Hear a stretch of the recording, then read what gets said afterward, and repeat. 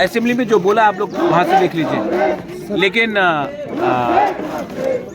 This is very unfair on Tiprasas that आप लोग हम लोगों को अपने भाषा में कैसा लिखना है, कैसा बात करना है, वो चांस नहीं दे रहे। बहुत अनफेयर है। और तब आप लोग सवाल पूछते हैं कि तिपरासाज नाराज़ क्यों है, दुखी क्यों है। ये बहुत अनफेयर है और ये पॉलिटिक्स नहीं है।